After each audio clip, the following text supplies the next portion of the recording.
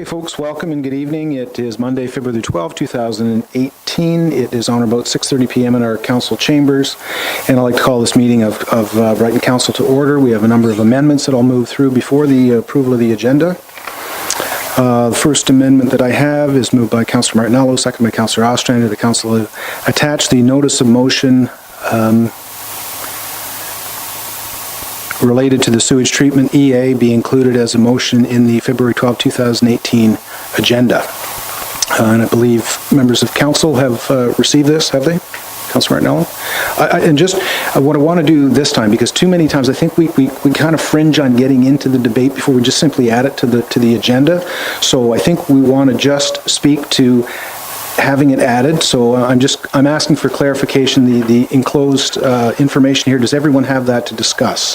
I did not hand it out, but my understanding is that when Mrs. Warren responded to my request to have it included as a notice of motion, it was CC'd to all members of the council on February 7th. Okay, so everyone has had a chance to see that, and then... And could you, it'd also be good to explain, I'm not looking to debate it, but so that it reminds others of what this is actually about.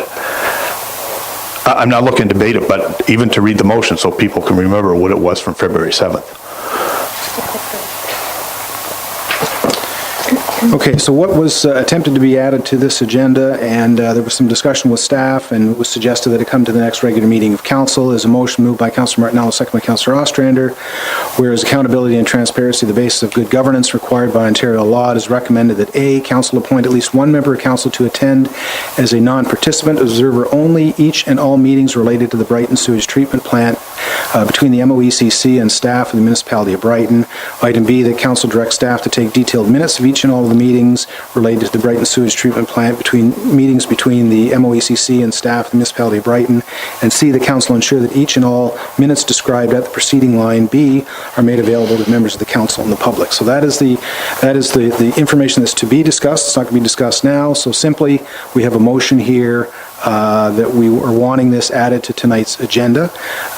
It needs, in my opinion, is 2/3 vote of council. We've already discussed this. It's not of an urgent nature that it couldn't wait until Monday night if you wanted to submit it to by the Wednesday deadline to be included in the next meeting of the council. So our motion forward, then we're going to look for you asking for a recorded vote on this. No, I would like to clarify one thing about the urgency. I do believe it is urgent because what I don't want to find is that the meeting between staff and the MOECC has happened without council members having been given the opportunity to attend, as has happened in at least 2 prior meetings between staff and the MOECC. Okay, Councillor Bink, go ahead.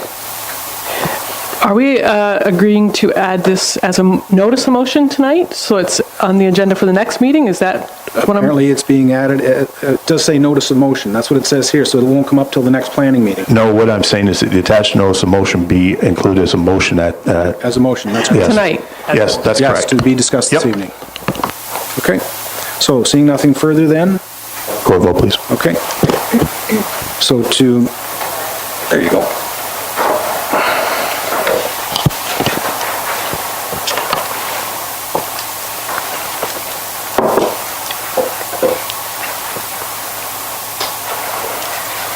Councillor John Martinello. Yes. Deputy Mayor Roger McMurray. Yes. Councillor Brian Ostrander. Yes. Councillor Mary Tadman. No. Councillor Laura Vink. No. Councillor Stephen Baker. Yes. And Mayor Mark Wallace. No. It's carried. Okay.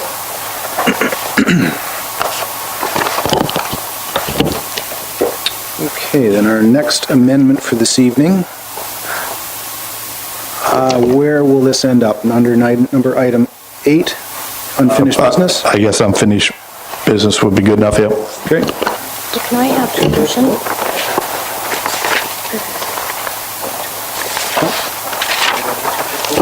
Apparently. Isn't it?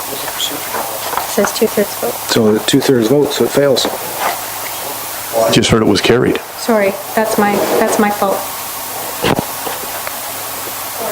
Clarification to come on under item 611.6 is an urgent matter.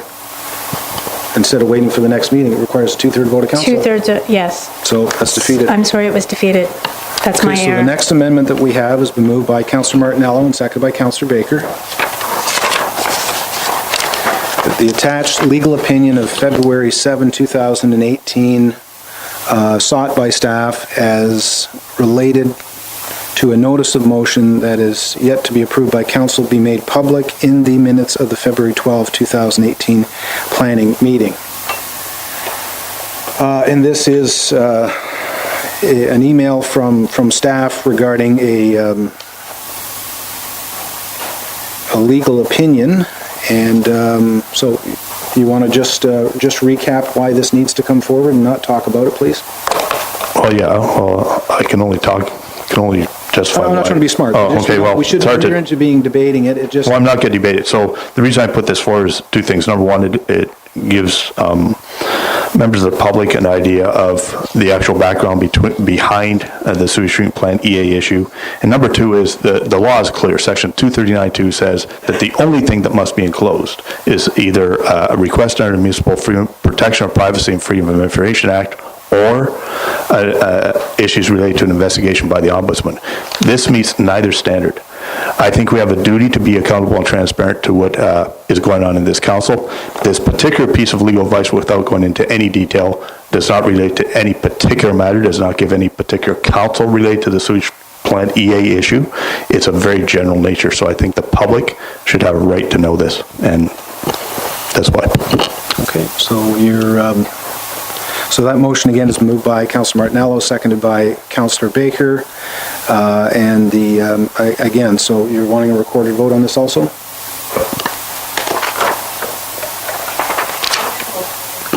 Okay, yeah, it's kind of tough to read. So again, it says that the attached legal opinion of February 7, 2018, so that is from Councillor Brock, of February 7, 2018, sought by staff as related to a notice of motion that is yet to be approved by council, be made public and published in the minutes of the February 12, 2018 council meeting.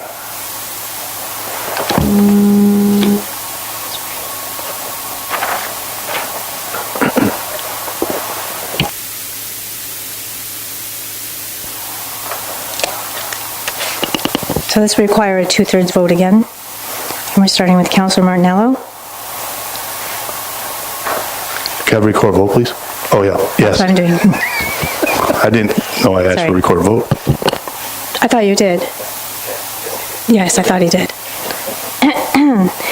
Deputy Mayor Roger McMurray, Yes. Councillor Brian Ostrander, Yes. Councillor Mary Tadman, No. Councillor Laura Vink, No. Councillor Stephen Baker, Yes. Mayor Mark Wallace. No. It's defeated.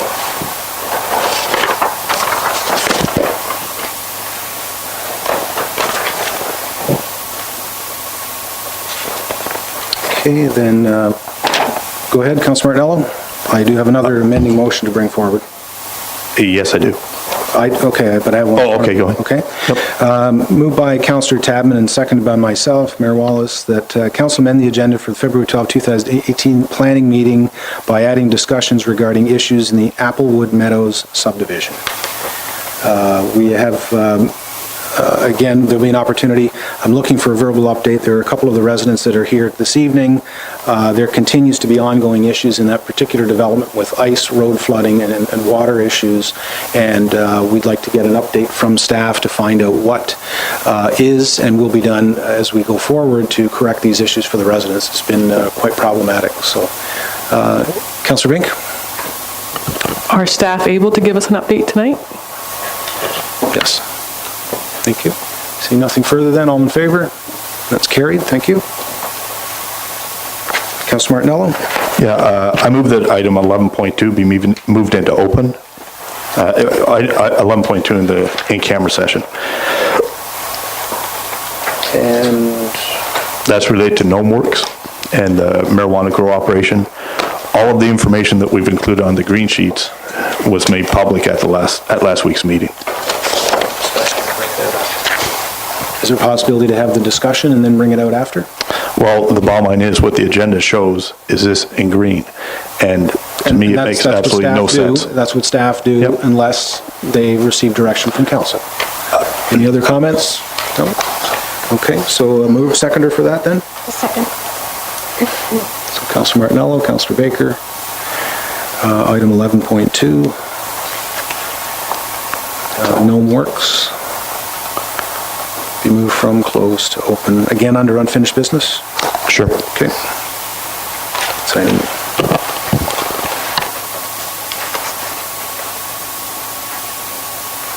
Item 8.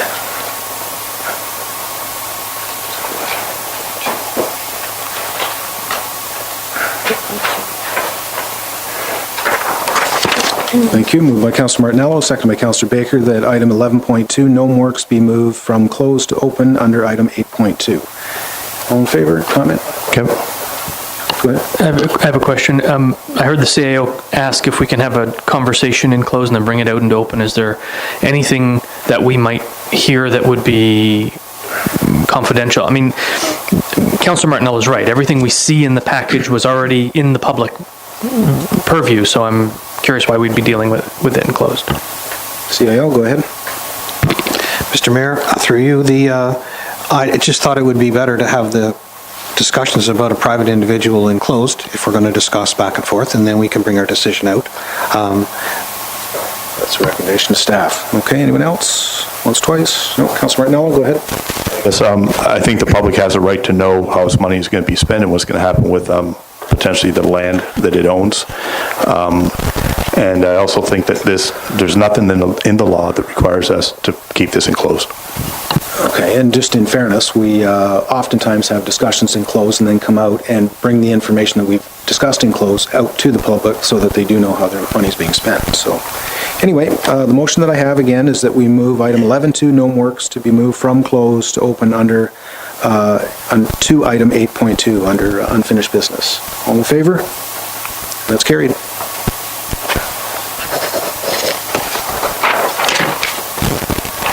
Mayor Wills? Yes, sir. Just one more thing. Go ahead. Yeah, so it's 11.4, the in-camera session. Okay. Did it be moved from closed into open? Which one's that? 11.4. Okay. Yep. And the reason I do that is the same thing as the Ontario Municipal Act does not require that be enclosed. And number two is that we're in the midst of budget discussions and we're very openly discussing spending money on hiring people. This, in my view, is mostly about spending money on hiring people. Without going into details, it doesn't not reveal very much about anybody involved. So I think the public has a right to know how Okay, its money just is a being mover and a spent. seconder for that? Okay. Councilor Baker's a seconder. And again, to move item 11, what did it say, 11.4? Yes, 11.4 from closed under, again, unfinished business, we'll put it there. It's not technically unfinished, but...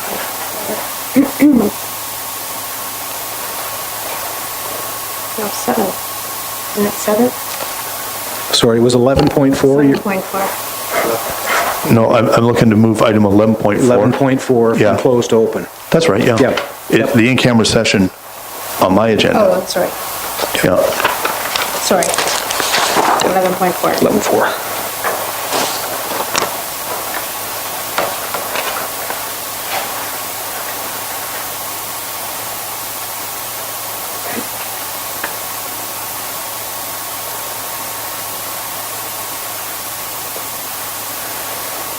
Going out, right? Right. 8.3. Yep.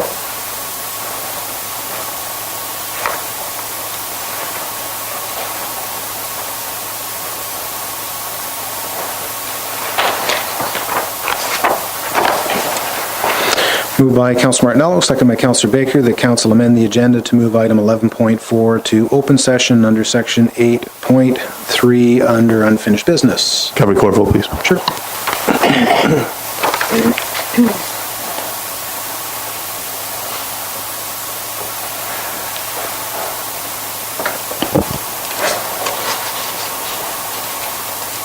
Again, this needs a 2/3 vote, right? No, not this one. Right, sorry. No, it's already on the I mean, it's agenda. not a We're just notice moving motion. Right, just moving it. Sorry. Councillor John Martinello, Yes. Deputy Mayor Roger McMurray, Yes. Councillor Brian Ostrander, No. Councillor Mary Tadman, No. Councillor Laura Vank, No.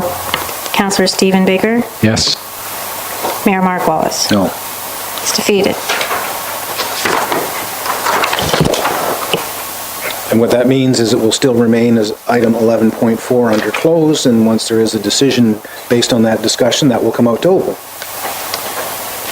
Okay, so we'll now move on to declarations.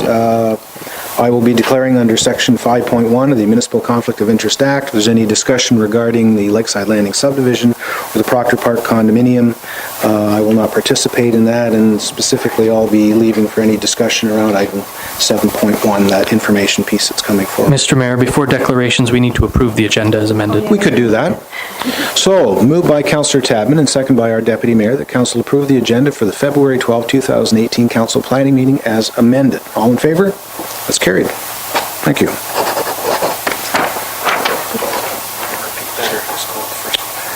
Well, no, the agenda is now approved, so I'll run through it all over again. Under Section 5.1 of the Municipal Conflict of Interest Act, I will be declaring declaring if there's any conversation surrounding Lakeside Landing subdivision or the Proctor Park condominium, and specifically planning item information under 7.1. Anyone else for declarations?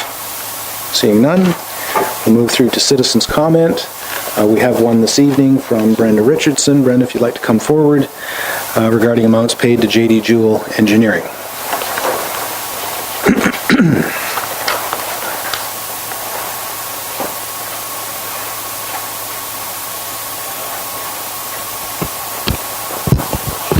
Good evening, Mayor Wallace, Mr. Watson, Candace, Council. My name is Brenda Richardson. I live at 104 Raglan Street. I'd like to comment tonight on the amount of money a municipality was billed for a peer engineer. In 2010, these are the figures that the town was billed. In 2010, $12,656.10. 2011, $18,456.19. 2012, $4,618.81. 2013, $35,602.62. 2014, $606.97. 2015, $189,719.74. 2016, $156,000, $333. Sorry, $156,333.68. 2017, $30,808.52. I'll add it up for you. $448,802.27. Now, I do realize that these services are required, but when I look at what was paid out, especially for the years of 2015 and 2016, $189,000, $156,000, is there no way that our municipality could have someone on staff with these qualifications required to do this work? Did we have a peer engineer prior to 2010? If yes, who was it? Also, if J.D. Jewell were to get the contract for our stormwater management plan, would it be one of their staff, our peer engineer, to oversee the work of their employer? Would this not be a conflict? Or would you hire another peer engineer but keep J.D. Jewell to oversee other projects, meaning we would then be paying for two peer engineers? With the final draft of the 2018 budget coming up, I strongly feel that this needs to be addressed. Thank you. Very good. Thanks, Brenda. Thank you. Appreciate that.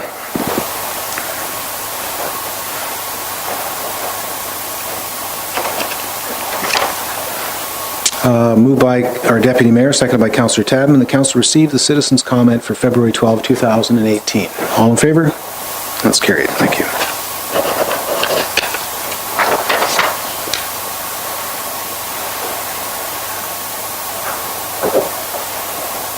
We'll move through to our delegation, and we'll look for Mr. Tom Connolly to come forward. And again, we'll just have you introduce yourself for the record, please.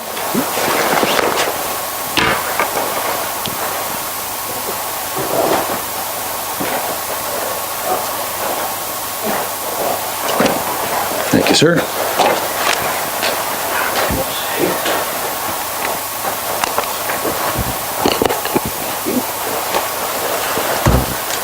It's not a PowerPoint, it's just a picture, actually.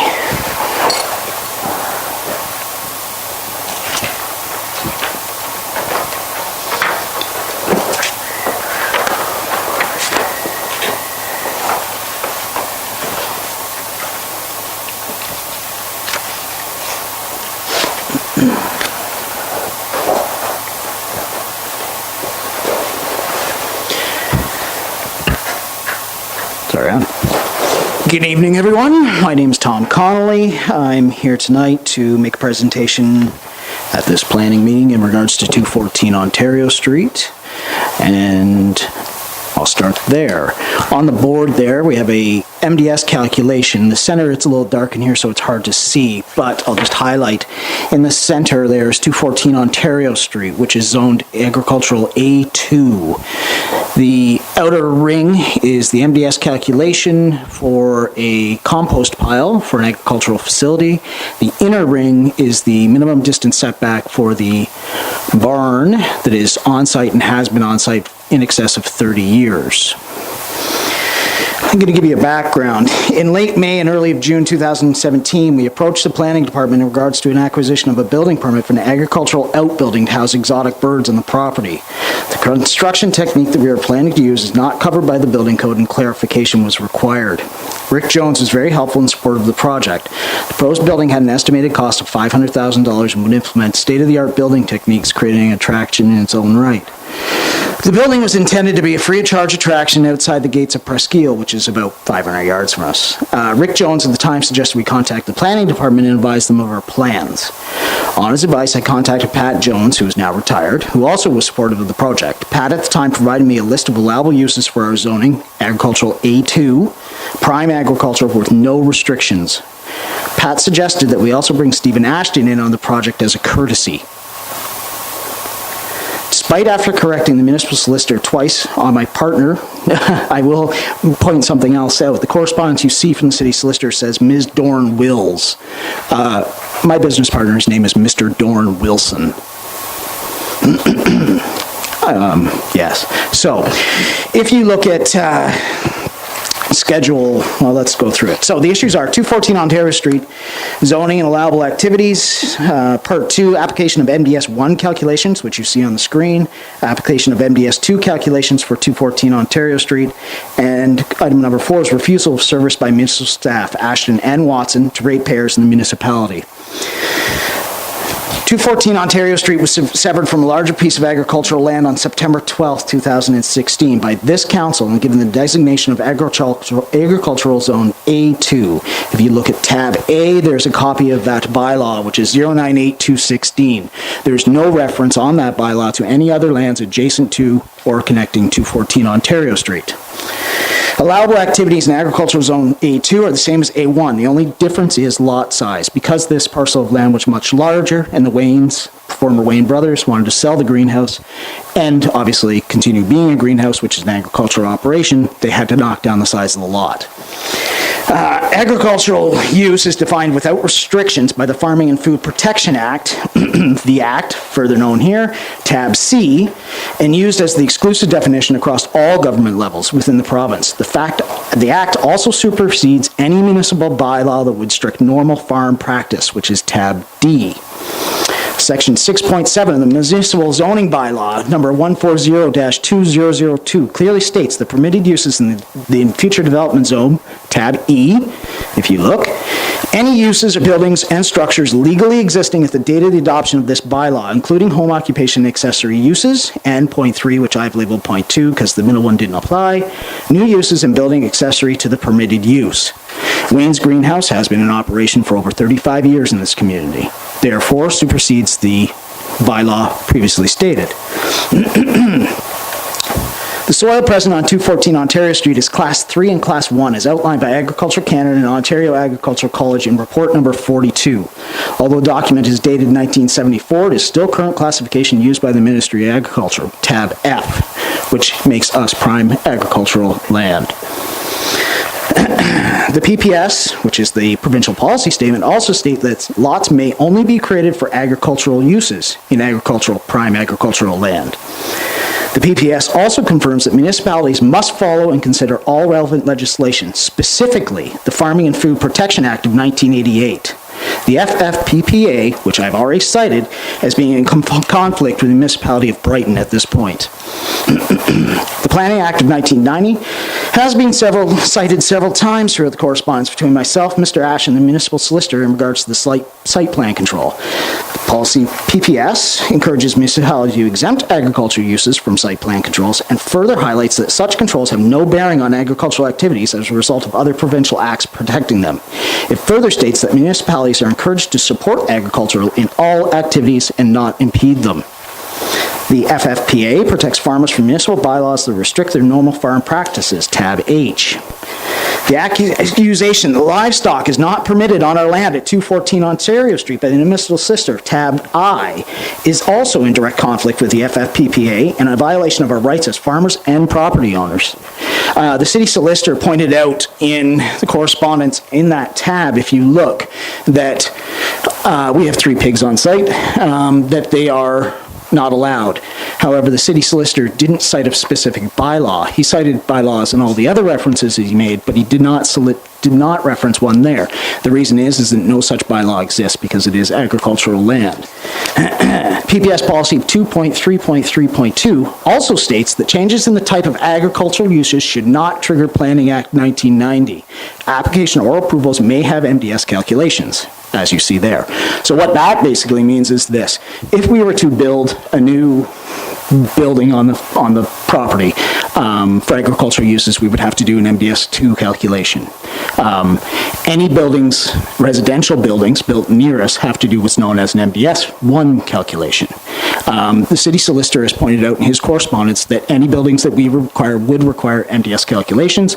The Brighton official plan also says that we have to do calculations. That applies both ways, to us as well as anyone building near us. The Municipality of Brighton Official Plan 4.1.3 states that residential, commercial, and industrial uses shall only be established in compliance with MDS1 formulae, Table L, or Tab L. This point is also repeated by the City Solicitor, Tab I, and the PPS, Tab G. So long story short is, the City Solicitor has come back twice. Once after I responded and corrected our names, which he ignored, and basically said this, that we're not allowed to do any agricultural activities, which contradicts everything in the bylaw. It contradicts the official plan of the municipality.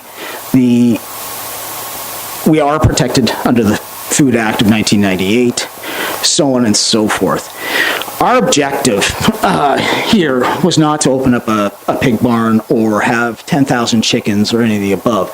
The objective was to create an incredible facility for this community, for exotic birds, all the above, right outside the gates of Presqu'île, a tourist attraction.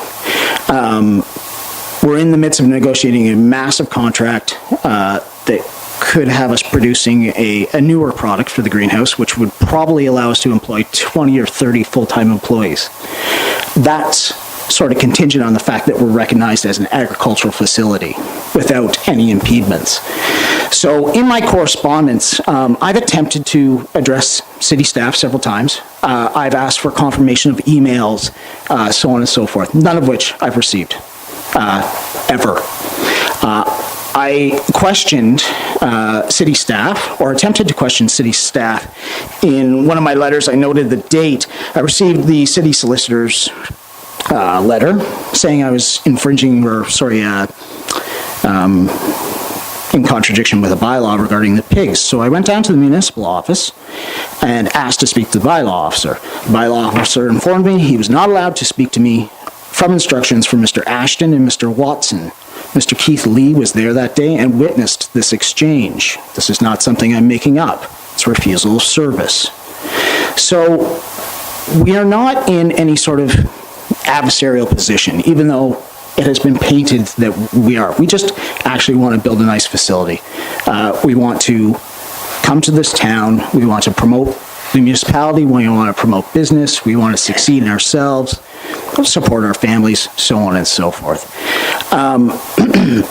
In that diagram, if I may, on the northwest corner currently, I noticed construction was going to take place back in November. I phoned city staff and said, there's a pending issue with MDS calculations, so on and so forth. Perhaps we should discuss this before they break ground. I was met with absolutely no response. I spoke to Mr. Watson just after the holidays. He said to me, we're going ahead with construction, and if we're wrong, sue us, quote unquote. So, I have two motions that I would like council to consider tonight. The first one being that council requests the staff place a cessation of construction and lot severance applications on all adjacent properties of 214 Ontario Street, as they're currently in direct conflict with both the official plan as well as a PPS and FFPPA in regards to MDS calculations. They have not been done on those properties. The city solicitor has already come back to me and said it is required. It is in the official plan that they must be done. They have not been done. The next thing I'm going to ask council to do is request staff to attempt to meet to resolution